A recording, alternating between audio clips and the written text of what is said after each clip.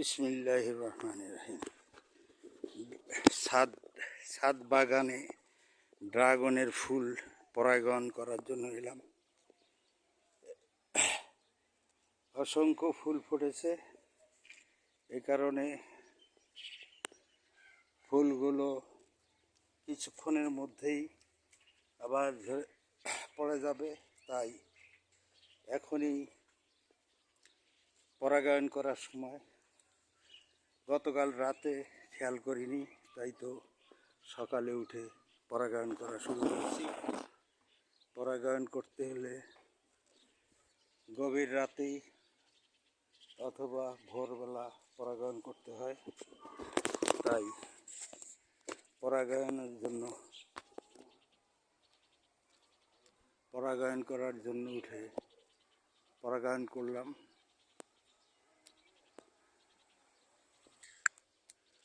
গভীর রাতে পরাগায়ন করতে না পেরে ভোরবেলা উঠে ছাদ বাগানে উঠে ড্রাগনের পরাগায়ন করলাম।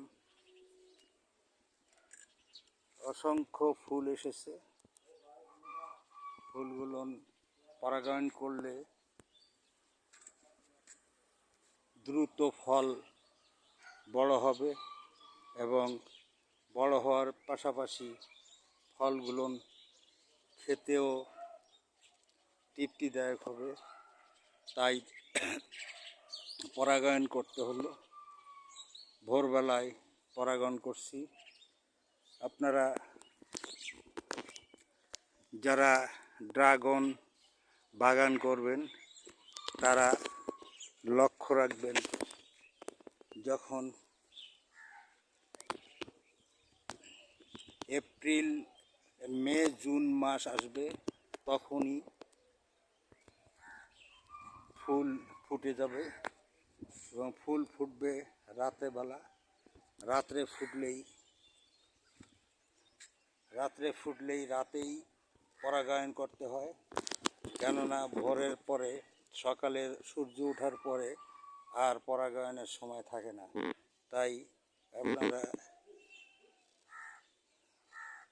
রাতেই ড্রাগন ফুলে পরাগায়ন করবেন।